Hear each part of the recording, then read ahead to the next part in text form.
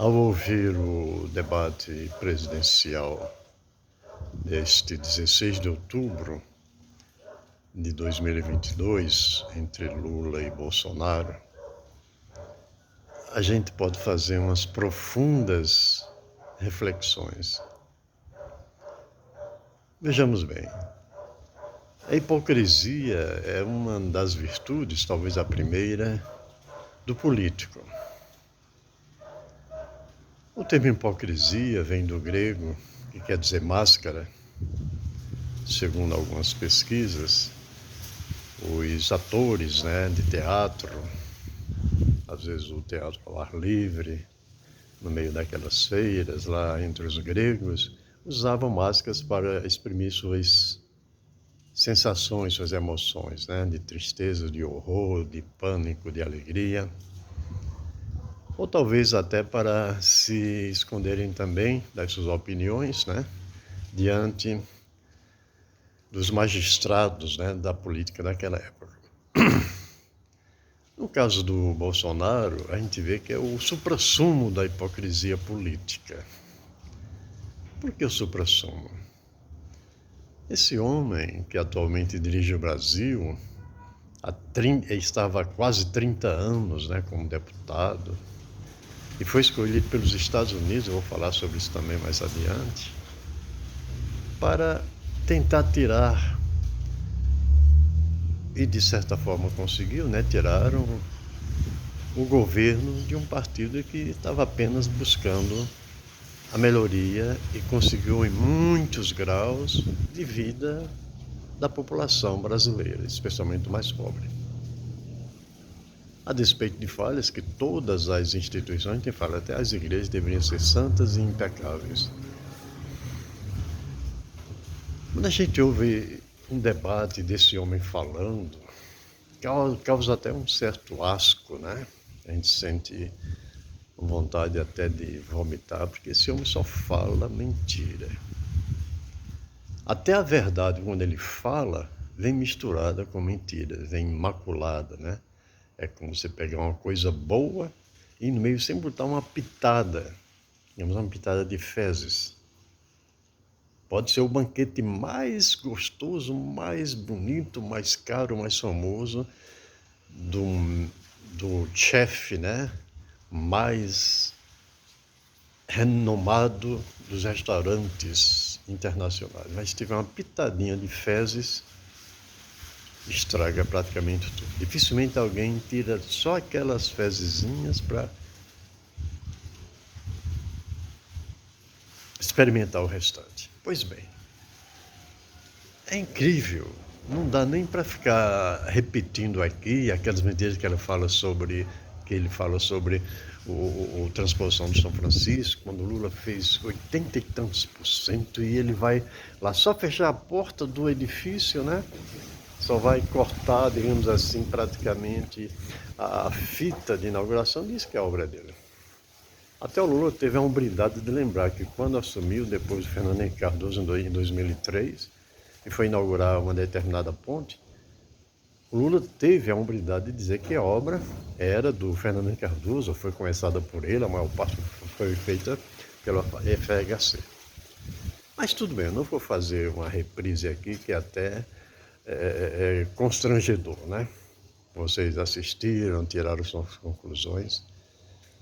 Mas eu quero dizer, com a política de hoje, essa hipocrisia que os nossos irmãos evangélicos, eu como coordenador do NEPT, Núcleo de Evangélicos do PT aqui em Valparaíso, Goiás, em torno de Brasília, falo, como nossos irmãos evangélicos engoliram um cidadão desse? É muito simples. Esses meus 40 anos de evangélico e passando por diversas denominações, inclusive igrejas não consideradas cristãs, como o mormonismo e outras, eu pude ver claramente. A tática é a seguinte: se você mantiver uma certa postura, uma certa embalagem, uma certa máscara, digamos assim, usando o termo da hipocrisia grega, do teatro grego, e o líder da sua igreja, de uma igreja qualquer, lhe apoiar, uns 90% da membresia daquela igreja vai seguir quase cegamente, e alguns seguem cegamente o que aquele líder disser. Agora há pouco vimos ali a Assembleia de Deus de Pernambuco, grande, enorme, tão grande que o dirigente e a família dele, que tem salário de 100 mil, somando tudo, dá 200, 300 mil reais. Só aquela oligarquia, né? Lá em Pernambuco fez um vídeo apoiando oficialmente Bolsonaro. Ora, se um homem daquele, que tem milhões de fiéis na sua igreja, dizem isso, pronto. A grande membresia boiada, como se diz, né? Eu não gosto de usar termos pejorativos, seguem. É o famoso voto de cabresto que continua havendo. Apesar de tanta instrução, tanta informação, instrução não, informação, que instrução é aquilo que você pega da informação e incorpora em si mesmo, né?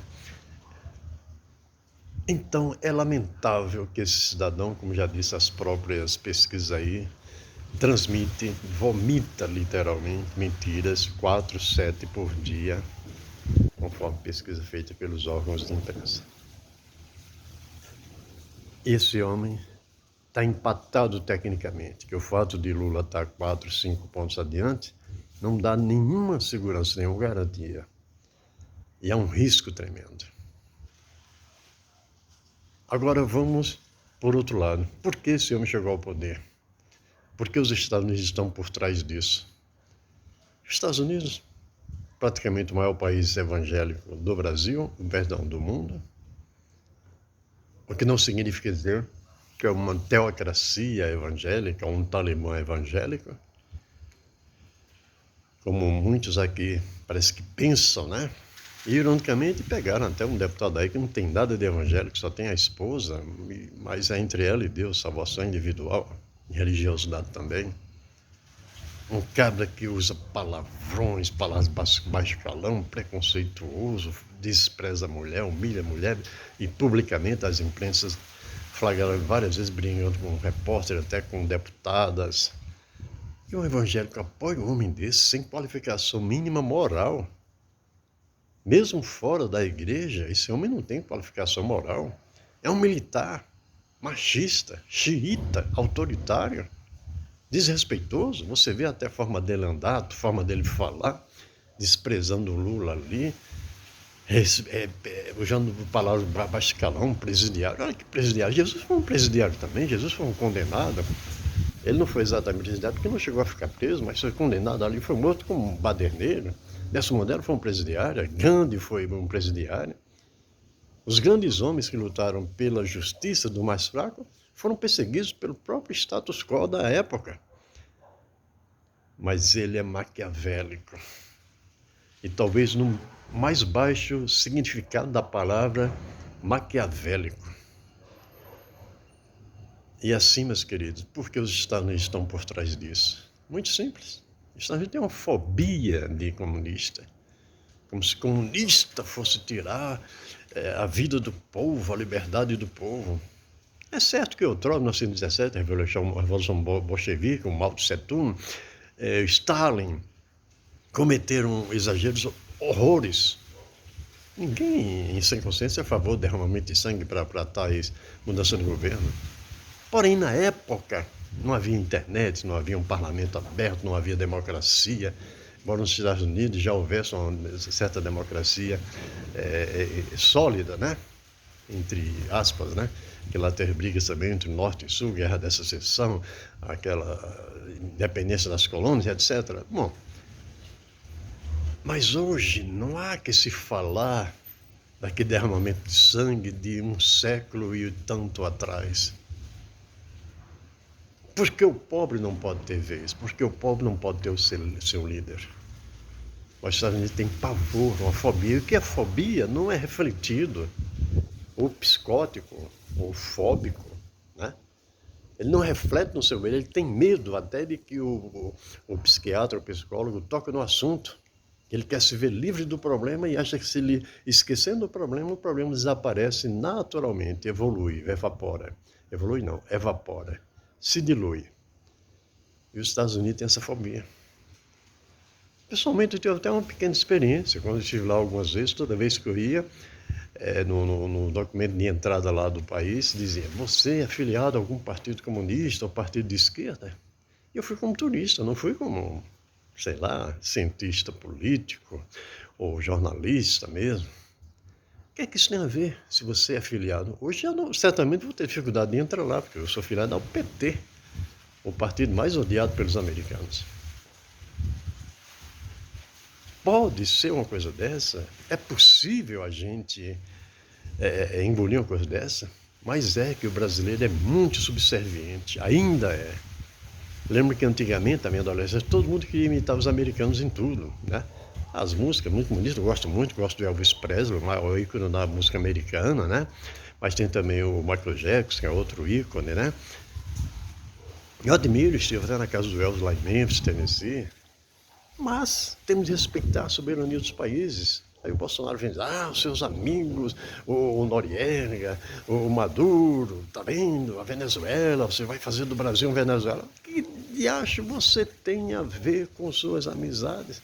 Claro, se você é amigo de um traficante, de um criminoso, serial killer, é um pouco diferente, ou muito diferente. Mas questões políticas, e todo presidente que se preze tem bom relacionamento com todos os presidentes das nações do mundo, especialmente da América Latina, que era considerada, e talvez seja em certa parte, o quintal dos Estados Unidos. Vejam lá o livro Vez América da América Latina, que fala muito sobre isso, né? São obras, outras mais tem sobre a América Latina, sendo usada pelos Estados Unidos. Pois bem, sem aprofundar muito o assunto americano, é muito simples se imiscuir na política, como o americano sempre faz em todo o mundo, né? Não é só no Brasil. Todo mundo, não é só também no Vietnã, Afeganistão, não, no Irã, não, todo mundo, especialmente onde fala do petróleo. E aí vem a questão do pré-sal, quando nós sermos autossuficientes. Oh, Jesus, e a prova tanta que depois que o camarada aí assumiu, já vendeu uma boa parte da Petrobras, né? As distribuidoras, os postos não são mais da Petrobras, tudo está nas mãos dos não brasileiros, mas empresas estrangeiras. Então, meus queridos, vamos ter um pouco de juízo, especialmente nos nossos irmãos evangélicos. O 13 pode ser o nosso número de sorte. Não vamos ser também supersticiosos. Porque também se o nosso partido fosse o 7, o número da perfeição da Bíblia, não quer dizer também que seria a salvação do país, não. Mas o fato é que esse Messias que está aí no Planalto não tem nada de salvador, não tem nada de democrata, não tem nada nem de um cidadão respeitoso. Agora tem de muitas e muitas máscaras de hipocrisia. Que Deus nos abençoe. E dia 30 tenhamos efetivamente um L de liberdade nas urnas.